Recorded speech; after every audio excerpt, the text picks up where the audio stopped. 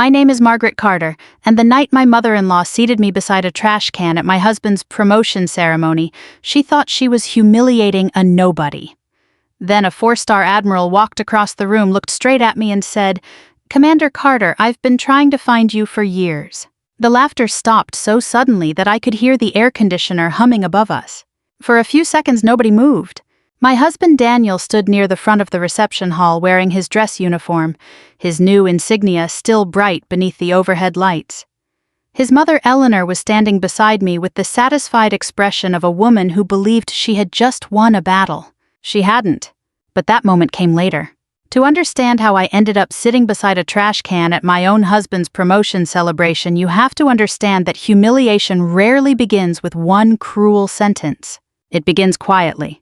It begins with little comments at the dinner table. It begins when someone stops asking for your opinion. It begins when your husband lets his mother insult you because correcting her would make his evening uncomfortable.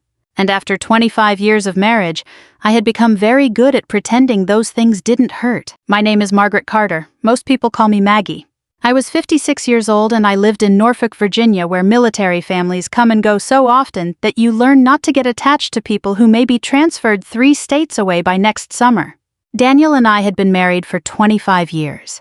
For most of those years, I had believed we were a good team. I supported every deployment.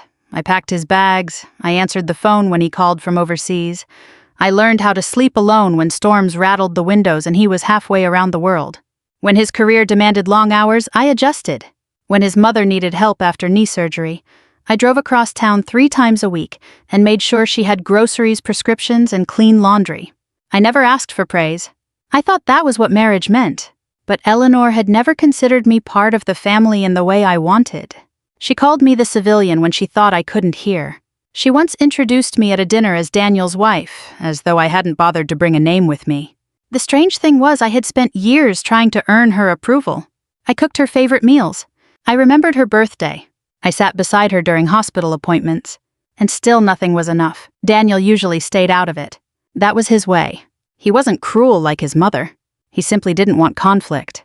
And sometimes I learned silence can hurt more than cruelty. The promotion ceremony was supposed to be a proud day for our family. It was held at a naval facility in Norfolk, followed by a formal reception nearby.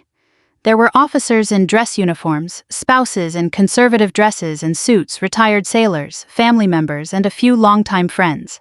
I wore a navy blue dress I had owned for years. Nothing flashy, nothing expensive. I had spent the morning getting ready while thinking about all the years that had brought us to that room. When we arrived, Daniel kissed my cheek. "You look nice," he said. "Thank you." He smiled, then immediately went to speak with some officers. I watched him disappear into the crowd. For a moment I felt proud.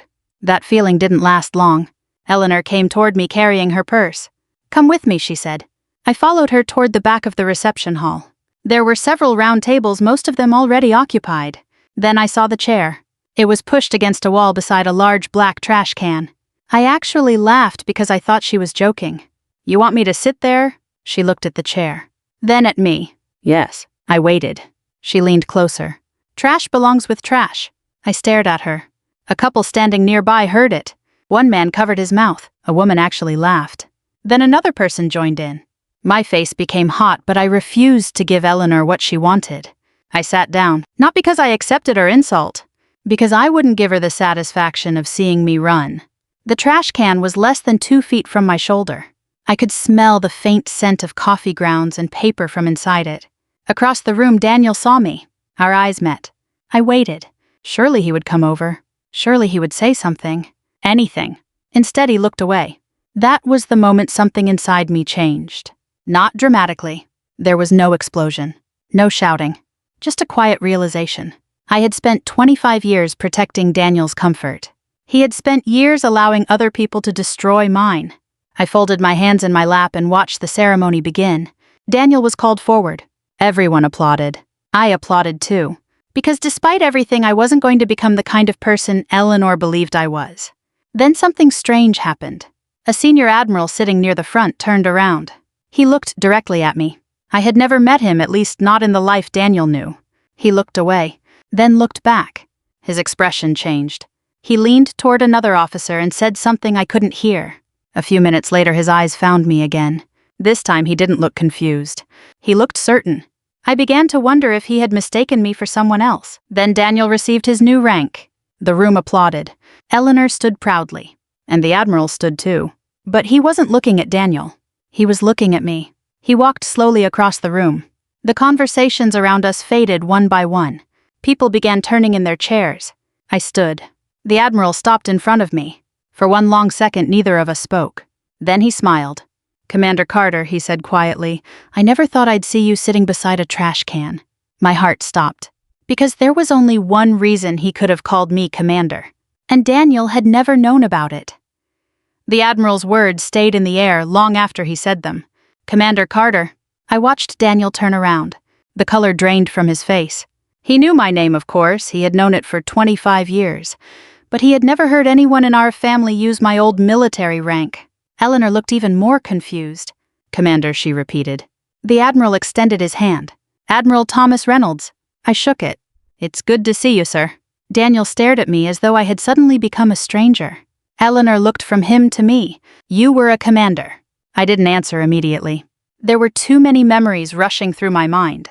And all of them had started long before I ever met Daniel. Years earlier, before marriage, before Norfolk, before I became the woman who remembered her mother-in-law's prescriptions and folded her husband's uniforms, I had been someone else. Someone I had deliberately left behind. I had joined the Navy when I was 22. I wasn't from a military family. My father had worked at a Ford plant in Michigan, and my mother had been a school secretary. We weren't wealthy, and nobody in my family had connections in Washington. I joined because I wanted a life bigger than the small town where I grew up. I worked hard. I learned quickly, and eventually I found myself serving in assignments that required discretion. I couldn't tell my parents much. I certainly couldn't tell friends. There were days when I couldn't even explain why I was working late. But I was proud, very proud. I earned promotions. I received commendations. I learned how to keep my mouth shut when silence protected other people. And somewhere along the way I met Thomas Reynolds. Back then, he wasn't yet the 4-star Admiral standing in front of me. He was a senior officer who had a reputation for being demanding but fair. He remembered people who did their jobs well. More importantly, he remembered people who did the right thing when nobody was watching. That was why his presence at the reception frightened me more than it impressed me. Because if he recognized me publicly, then my carefully buried past was no longer buried. Daniel finally approached us. "Admiral," he said, forcing a smile, "it's an honor." Reynolds shook his hand. "Congratulations, Captain Carter." Daniel thanked him. Then the Admiral looked at me again. "How have you been?" "I've been well." He nodded. "You disappeared." I smiled faintly. I thought that was the point. He laughed. It was the first time that evening anyone had laughed without trying to hurt me. Daniel looked between us. "What exactly did you two do together?" Reynolds glanced at him. "That is a long story." Eleanor stepped forward. I had no idea Maggie served. The way she said it made the word served sound almost ridiculous. I knew what she was thinking. She was trying to fit the information into the version of me she had created. The quiet wife. The woman who stayed home. The woman who wasn't important enough to sit with the other guests. I could have told her everything right there. I could have listed every award. Every difficult assignment. Every night I spent wondering whether I would make it home. But I didn't. Instead, I said it was a long time ago. Daniel's eyes narrowed. "How long?" "Before we met. You never told me you were a commander." "I told you I served." "You said you were in the Navy." "Yes." "You never said this." I looked at him. "You never asked." That silenced him. The reception continued, but something had changed. People who had ignored me earlier now came over to introduce themselves. Some asked about my service. Others simply wanted to be near Admiral Reynolds. Eleanor disappeared toward the other side of the room. For the first time that evening, she looked uncomfortable. I didn't enjoy seeing it. That surprised me. I had expected satisfaction. Instead, I felt tired. Because none of this changed what had happened. I had still been humiliated. Daniel had still watched. And the woman who had spent years calling me insignificant had only stopped because someone with more authority had recognized me. That bothered me. I didn't want respect because of a uniform I had worn decades ago. I wanted respect because I was a human being. After the reception, Daniel and I drove home in silence. The Norfolk roads were quiet that night. Streetlights passed across the windshield in regular intervals. Finally, Daniel spoke. "Why didn't you tell me?" I kept looking out the window. I didn't think it mattered. How could that not matter? Because I loved you. He didn't answer. I continued. When we got married, you were building your career. I didn't want our marriage to become a competition. That isn't what I would have thought. Maybe not. Were you hiding something from me? I turned toward him. I was protecting a part of myself that belonged to me. He frowned. I don't understand. I know. That was the problem. He had never really understood me. When we got home, I went into the spare room where I kept old photographs and documents. I opened the bottom drawer of a wooden filing cabinet. Inside was a small blue box. I hadn't opened it in years. Daniel stood in the doorway. What is that? I lifted the lid. Inside were my old navy ribbons, photographs, commendations, and a folded letter. Daniel stepped closer. That's you. I smiled. Yes. He picked up a photograph. I was 28 years old, standing beside 3 other officers. I looked younger, stronger, certain. Daniel stared at it for a long time. You look different. I was different. He lowered the photograph. Why did you leave? I touched the folded letter. Because I thought I had done enough. That wasn't the whole truth. The real reason was more complicated. There had been an investigation, a contractor, missing records, money moving through accounts that should never have been connected, and a decision I had made that put my career at risk. I had walked away afterward, not because I was afraid, because I wanted an ordinary life, a husband, a home, maybe grandchildren someday. I thought ordinary meant safe. I had been wrong. Daniel looked at the letter.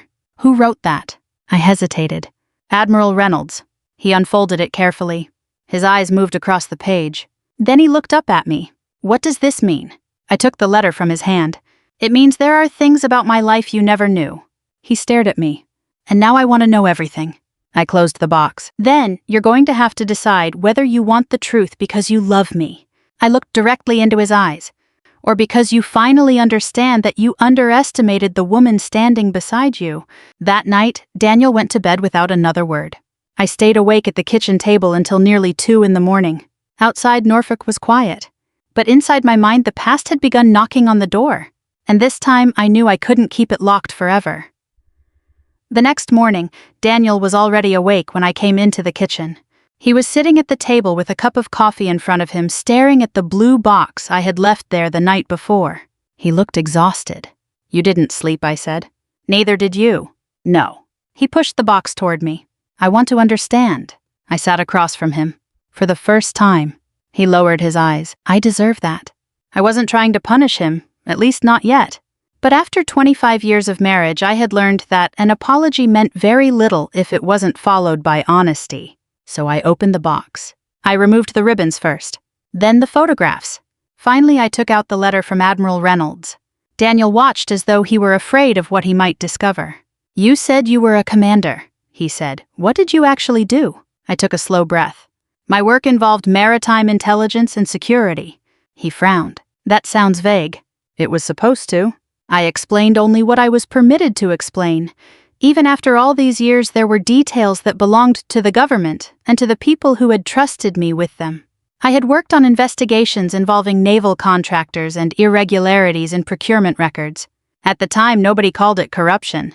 Not officially. There were always softer words. Accounting discrepancies. Administrative irregularities. Contractual concerns. But I knew what I was seeing. Money was moving through companies that had no legitimate reason to be connected. Equipment was being billed at inflated prices. Records were disappearing.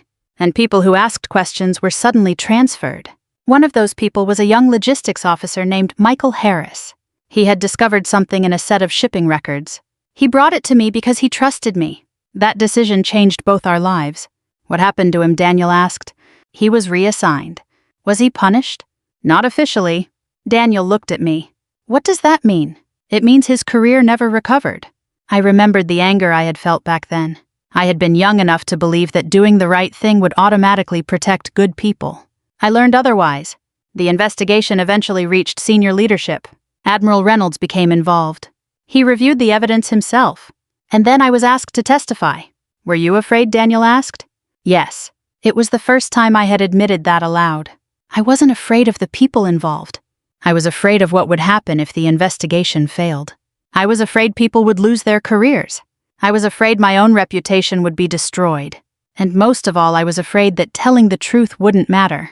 But I testified anyway. The investigation uncovered enough evidence to stop a major contract from moving forward. Several people were disciplined. Others resigned. One contractor lost a lucrative agreement, and the Navy quietly changed some of its internal procedures. There was no dramatic press conference, no movie scene, no reporter standing outside the Pentagon announcing that a hero had saved the day. That wasn't how real life worked. Sometimes the biggest victories happened in conference rooms with fluorescent lights and stale coffee. When it was over, I received a commendation. I didn't think I deserved special recognition. I had simply done what I believed was right. A year later, I left active service. Then I met Daniel. I looked across the kitchen at my husband. That was the life I left behind. He was silent for a long time. Why didn't you ever tell me? I did. You didn't tell me any of this. I told you enough. No, you told me you served. You never told me you were involved in something like this. I shook my head. Because I didn't want our marriage to be about it. He rubbed his forehead. I thought you left because you couldn't handle military life. I stared at him. You thought that... My mother said. I held up my hand. Don't. He stopped. I had spent years hearing Eleanor's opinions repeated through him. That morning I finally understood how deeply her voice had become his own. She told you I couldn't handle it, I said. Daniel didn't answer. She told you I wasn't ambitious. Still nothing. She told you I was lucky to have you. He looked down. I didn't need an answer. I had it. Later that afternoon, Daniel left for work. I stayed home. I opened the old filing cabinet again. There was one document I had never shown him. It was a memorandum from the investigation. My name appeared near the bottom. So did Reynolds's. I had kept it because it reminded me of something important. Not what I had accomplished. What it had cost. I had lost friends. I had lost sleep. And for a long time I had carried the burden of wondering whether I had done enough. Then my phone rang. It was Admiral Reynolds. I hadn't spoken with him since the ceremony. Maggie, he said. Sir. Are you all right? I will be. He was quiet. Then he said, I owe you an apology. That surprised me. For what? For not reaching out sooner. You had no obligation. I did. I listened. There were people from that investigation who never forgot what you did, he said. I knew you wanted a private life, so I respected that. I appreciate it. But I didn't expect to find you sitting beside a trash can. I laughed softly. Neither did I. His voice became serious. Maggie, there is something you need to know. My stomach tightened. What? The investigation from all those years ago may not be as finished as we thought. I sat up straight. What do you mean? Some records have resurfaced. I looked toward the blue box on the table. Records from the contractor investigation. Yes. My heart began beating faster. Why are you telling me? Because your name is in them. I closed my eyes. For 25 years I had believed that chapter of my life was finished. Now I understood why Reynolds had looked at me the way he did at the reception. He hadn't simply recognized an old colleague. He had recognized someone whose past was becoming relevant again. Is there a problem, I asked? There could be. What kind? He paused. Someone may have been protecting the wrong people. I felt a chill move through me. Who? I can't discuss that over the phone. I understood immediately. Then what should I do? Keep every document you still have. I looked at the filing cabinet. I have them. Good. He lowered his voice. And Maggie? Yes. Don't let anyone pressure you into destroying anything. The call ended. I remained at the kitchen table staring at the phone. For the first time, the humiliation at the promotion ceremony seemed almost insignificant. Because I suddenly understood something. Eleanor had not been the only person who underestimated me. Daniel had not been the only person who forgot who I was. Somewhere in my past, there were people who had spent 25 years hoping I would remain silent. And now someone was opening that door again. That evening, Daniel came home carrying flowers. He placed them on the kitchen counter. I owe you more than an apology, he said. I looked at him. Then start with the truth. His face tightened. What truth? I knew immediately. There was something else. Something he hadn't told me. And this time I wasn't going to wait 25 years to find out. Daniel sat down slowly. For several seconds he said nothing. Then he reached into the inside pocket of his jacket and pulled out his phone. There's something I need to show you. I didn't move. He placed the phone on the table and turned the screen toward me. It was a series of text messages. The first one was from a woman named Karen. I recognized the name immediately. Karen worked in Daniel's command. The messages weren't romantic in the beginning. They were ordinary. A question about work. A joke. A complaint about a meeting. Then they changed. There were messages late at night. Messages about missing each other. Messages about hotel rooms during temporary assignments. I kept scrolling. My hands were perfectly steady. That surprised me. For years I had imagined what it would feel like if Daniel betrayed me. I had expected rage, tears, maybe screaming. Instead I felt something colder. Disappointment. How long, I asked. Daniel swallowed. About 8 months. I looked up. Your mother knew. His silence answered me. I closed my eyes. That hurt more than the affair. Not because Eleanor was supposed to love me. She didn't. But because Daniel had allowed her to become a witness to something that should have remained between husband and wife. Did she know before the promotion ceremony? Yes. I stared at him, and she still put me beside the trash can. Daniel looked down. I'm sorry. No. I stood. Don't say that yet. He looked confused. I need you to understand what you did. I do. No, you don't. I walked to the kitchen window. Outside, the late afternoon sun was falling across the neighborhood. A neighbor was watering his lawn. A teenager was riding a bicycle down the sidewalk. Somewhere nearby, a dog barked. Normal life. That was what I had always wanted. And somehow behind our front door, mine had become a lie. You let your mother humiliate me, I said. You cheated on me. And you kept both things from me while accepting congratulations for your promotion. I know. Do you? Yes. Then tell me why. Daniel was quiet. Finally he said because I was ashamed. I turned around. Of myself. That answer stopped me. He rubbed both hands over his face. I spent years feeling like I wasn't good enough. I said nothing. You had your own career. You were confident. You had done things I could barely understand. I knew there were parts of your life you didn't talk about. And I convinced myself that I needed to be the successful one. I stared at him. So you made me smaller?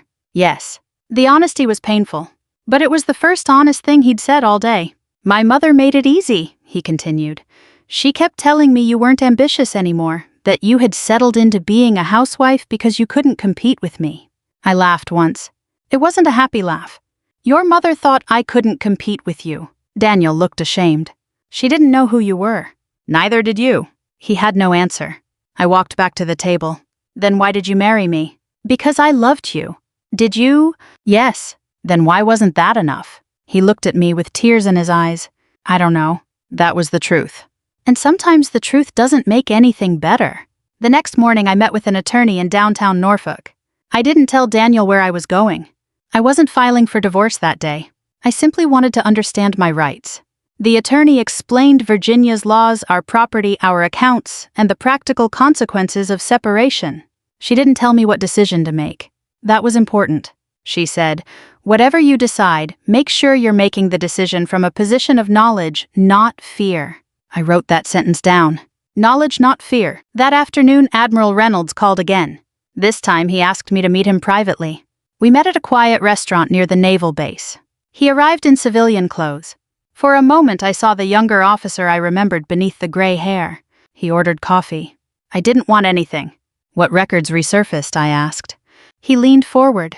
Documents connected to the contractor investigation. Where were they? Stored in an old archive. And now, someone requested access. Who? He looked at me carefully. A former senior official. My stomach tightened. Someone from the original investigation. Yes. Why? We don't know yet. He slid a folder across the table. I didn't open it. What does this have to do with me? Your original report was one of the documents requested. I looked at him.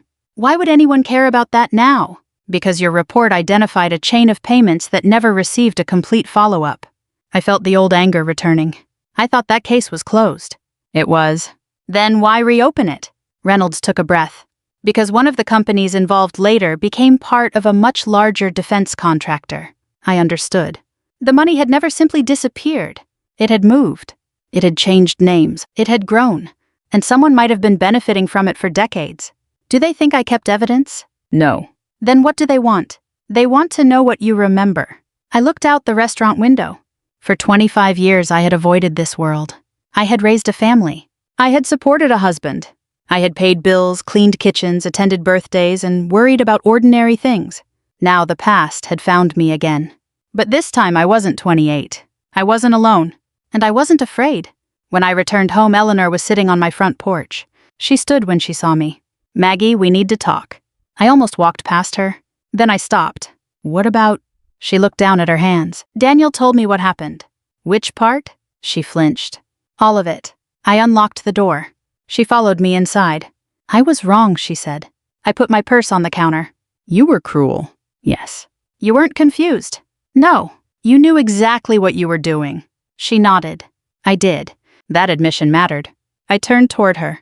Why? Her eyes filled with tears. Because I was afraid.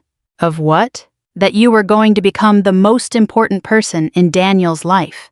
I stared at her. She was his wife, I said. I know. You should have wanted that. I know. She sat down.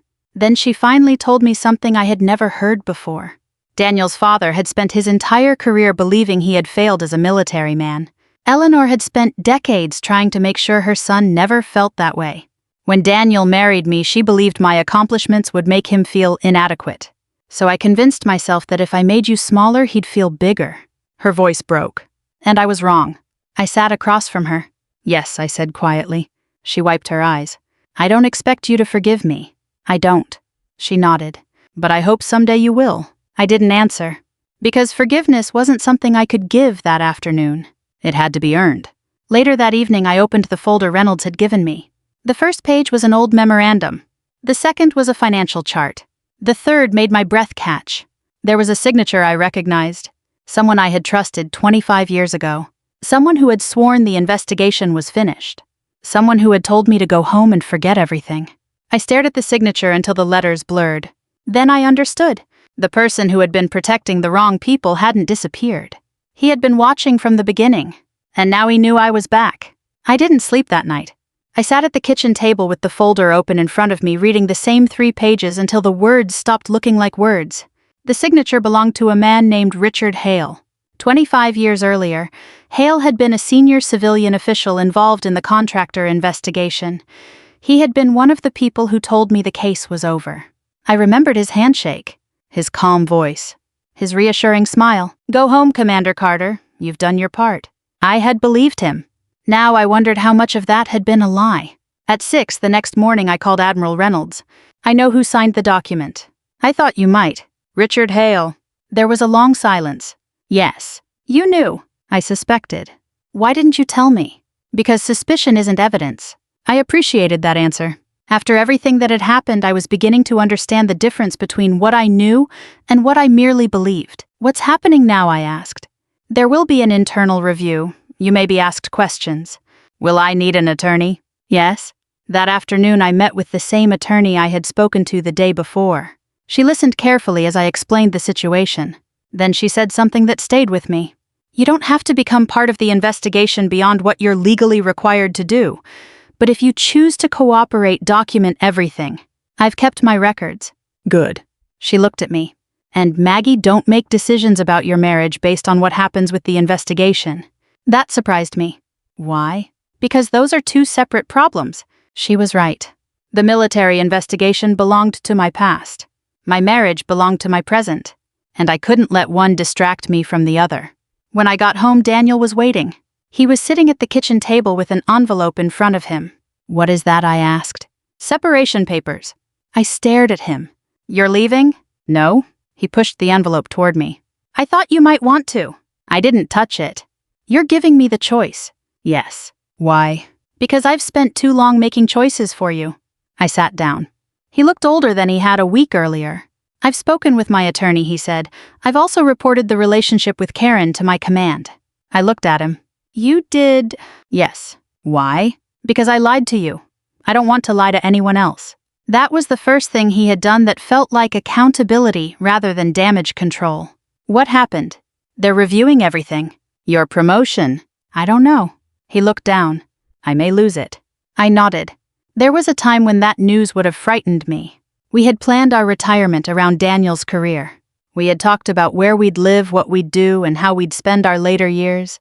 But now I understood something. A promotion could be earned again. Trust couldn't. Are you still seeing Karen? I asked. No. Did you end it because I found out? He hesitated. No. I waited.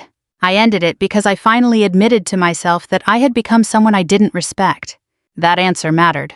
But it wasn't enough. I need time, I said. I know. He stood. "I'll sleep in the guest room." He walked away. I watched him disappear down the hallway. For the first time in 25 years, I realized I didn't have to follow. A week later, the internal review began. I answered every question I could. I provided copies of the documents I had kept. I told the truth about what I remembered and admitted when I didn't remember something. I never exaggerated. I never guessed. I never tried to make Richard Hale look worse than the evidence already did. That was important to me. I had learned long ago that revenge built on lies eventually turns against the person seeking it.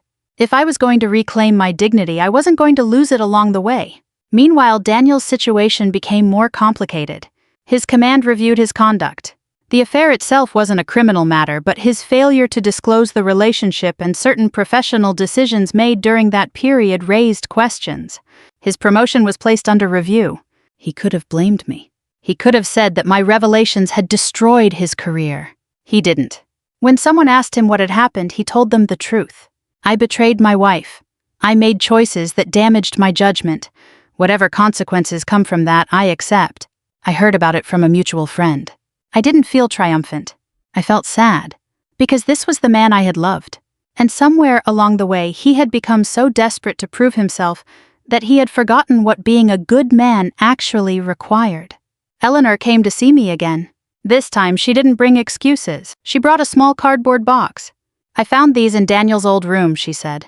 Inside were photographs from the early years of our marriage. One showed Daniel and me standing outside our first apartment. We were both laughing. We were young. We had almost no money. Our furniture didn't match. The carpet was worn. But we were happy. I looked at the photograph for a long time. "I remember this day," I said. Eleanor sat beside me. "He loved you then." "I know. He still does." I looked at her. "Love isn't enough." She nodded. "I know that now." She took a breath. "I was jealous of you." I didn't expect her to say that. Jealous? "You were strong. You didn't need anyone to tell you who you were." I looked down at the photograph. "And you thought that made me dangerous?" "Yes." She began crying. "I spent years trying to make you feel small because I was afraid my son would admire you more than he admired me." I didn't comfort her. Not because I wanted her to suffer, because sometimes people need to sit with the consequences of what they've done. "I won't hate you," I finally said. She looked at me. "But I won't pretend this didn't happen. I understand." That was the closest thing to peace we had reached. Several weeks passed. Then Admiral Reynolds called. "The review found significant evidence," he said. "Against Hale?" "Yes." "What happens now?" "There will be further investigation." I closed my eyes. After 25 years, the truth was finally moving. "Thank you," I said. "You don't owe me thanks. You recognized me." "I recognized someone who deserved better." I smiled. "That's not quite the same thing." "No," he said, "it isn't." After we hung up, Daniel came into the kitchen. He had a folder in his hand. They made their decision. I looked at him. "What happened?" "My promotion is being revoked." I felt a strange ache in my chest. "I'm sorry." He nodded. "So am I." Then he looked at me. "But that's not the worst part." "What is?" "I finally understand that I spent years chasing a rank because I thought it would make me worthy of the people I loved." He sat down. "And I already had the thing that mattered." I didn't answer. He looked at me. "You." For the first time since the ceremony, I reached across the table and took his hand. Not because everything was forgiven, not because the marriage was repaired, but because I could finally see the man underneath the uniform. And maybe if he was willing to do the hard work, he could learn to see the woman underneath mine. The first morning Daniel woke up without his promotion, he made coffee for both of us. He placed my mug on the kitchen table and sat across from me. Neither of us spoke for a while. The silence was different now. Before, silence had been something Daniel used to avoid difficult conversations. Now it was something we shared while trying to understand what came next. "I've made an appointment with a therapist," he finally said. I looked at him. "For yourself?" "Yes." "Good. And I found someone for us too." I nodded. "I'll consider it." He didn't ask me to promise. That mattered. For the next several months, we worked through the wreckage slowly. There were no dramatic declarations. No overnight transformation. Real change is much less exciting than that. Daniel learned to listen without defending himself. He learned that saying "I didn't mean it that way" didn't erase what someone experienced. He learned to answer difficult questions directly. And I learned something too. I learned that forgiving someone did not require me to stop remembering. It did not require me to pretend the past hadn't happened. and it certainly didn't require me to give up my boundaries. The investigation into the old contractor case continued. Richard Hale eventually became the focus of a broader federal inquiry. I was interviewed several times. Each interview brought back memories I had buried for decades. But this time, I wasn't the frightened young commander who wondered whether anyone would believe her. I was a 56-year-old woman who had already survived being underestimated by the people closest to her. That gave me a strange kind of strength. I told investigators exactly what I knew. Nothing more, nothing less. The evidence eventually showed that money from the original contract had been redirected through several companies over the years. Some of the people involved were long gone from government service. Others had retired comfortably. The investigation wasn't a Hollywood story. Nobody was dragged away in handcuffs while reporters shouted questions. Instead, there were subpoenas, interviews, financial records, lawyers, and months of paperwork. That was what justice often looked like in real life. Slow, careful, uncomfortable. But real. One afternoon, Admiral Reynolds asked me to meet him at a quiet office near the naval station. "I wanted to tell you something in person," he said. I sat down. "What is it?" "You were right to leave when you did." I smiled.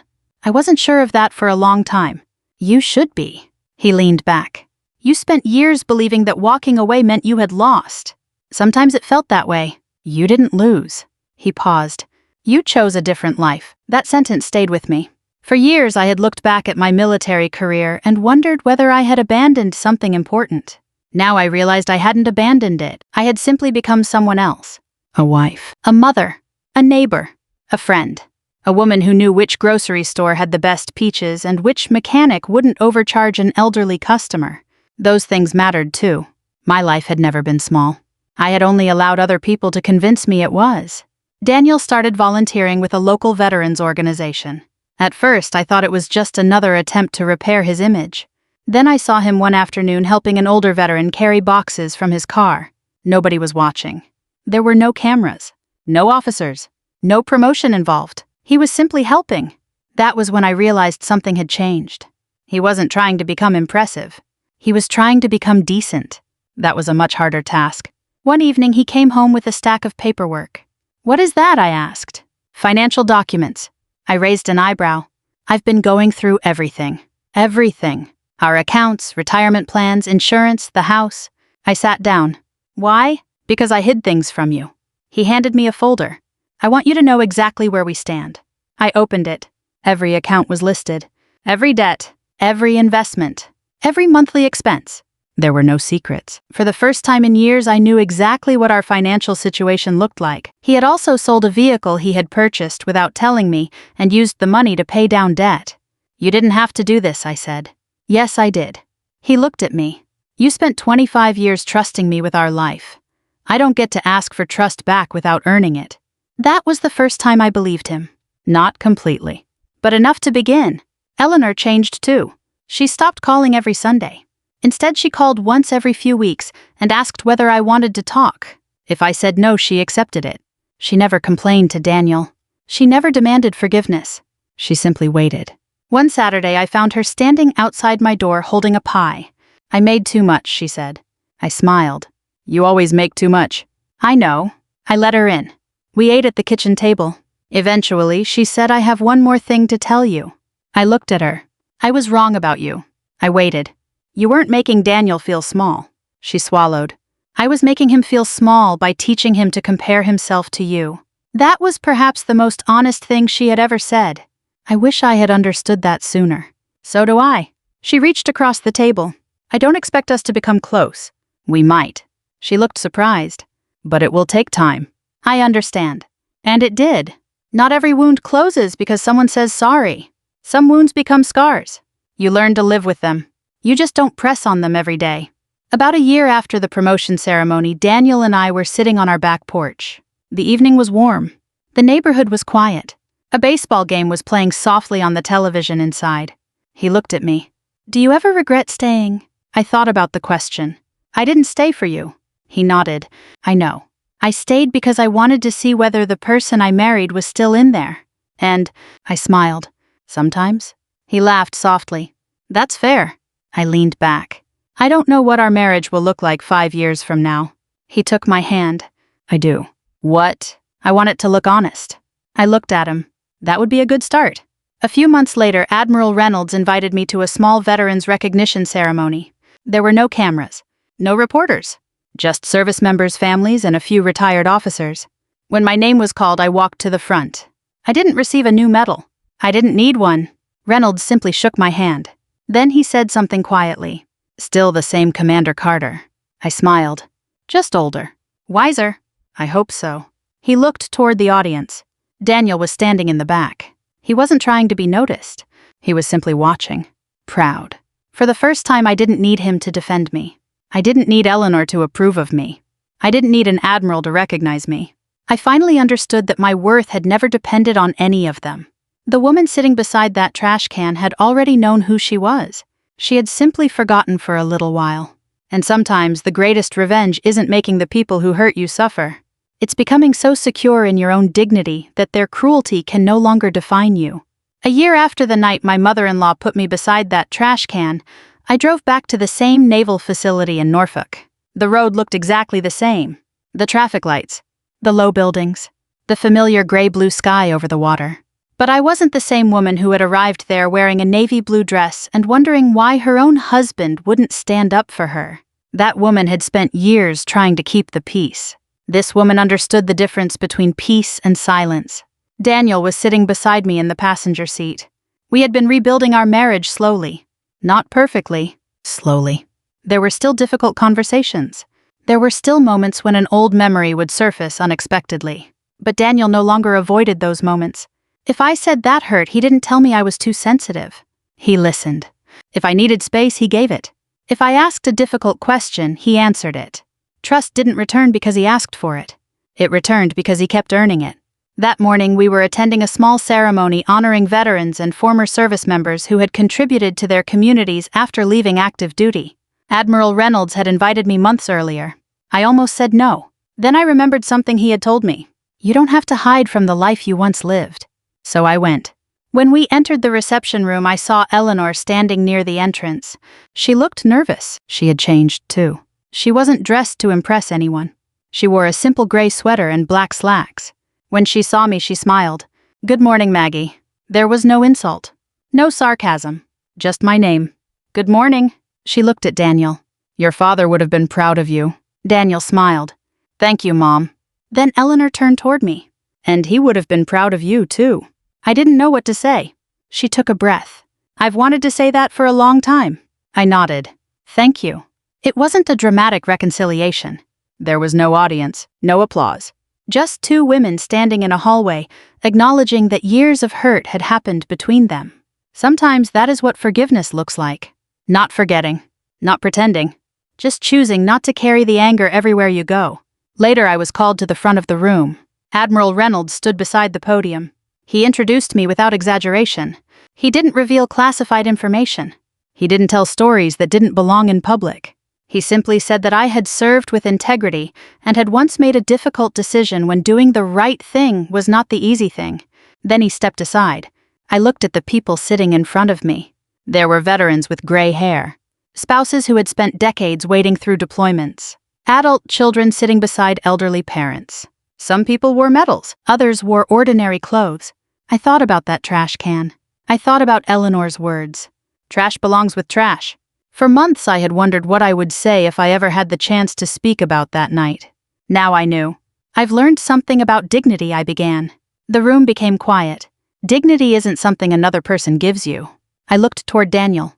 And it isn't something they can take away. I told them that sometimes people try to make us feel small because they are afraid of our strength. Sometimes they insult us because they don't understand us. Sometimes the people who should protect us are the ones who disappoint us most. But here's what I've learned, I said. You don't have to become cruel just because someone was cruel to you. I paused. You don't have to destroy someone to prove that they were wrong about you. A few people nodded. And you don't have to forgive before you're ready. That line seemed to reach the older people in the room. I saw one woman wipe her eyes. Forgiveness isn't permission, I continued. It's not forgetting. And it doesn't mean allowing someone to hurt you again. I looked down at my hands. For me, forgiveness meant putting down something heavy that I had been carrying for too long. When I finished, the applause was gentle. Not loud, not theatrical, just sincere. Admiral Reynolds shook my hand. Daniel stood when I returned to my seat. He didn't try to hug me in front of everyone. He simply smiled. I appreciated that. He had finally learned that not every moment needed to belong to him. After the ceremony, we walked outside. The wind coming off the water was cool. Daniel slipped his hands into his pockets. "I'm proud of you," he said. I smiled. "I know." He laughed. That sounded very confident. "I am." He looked at me. "You should be." We stood there quietly. Then he said, "Do you ever think about what would have happened if the Admiral hadn't recognized you that night?" I thought about it. "Yes." "What do you think?" "I think I would still have left that chair." He nodded. "Even without him." "Especially without him." Daniel looked toward the water. "I understand now." I touched his arm. "That night wasn't about the Admiral." "I know. It was about me realizing I didn't need anyone's permission to respect myself." He nodded. "And I should have stood up for you." "Yes. I'll always regret that." "I know." He looked at me.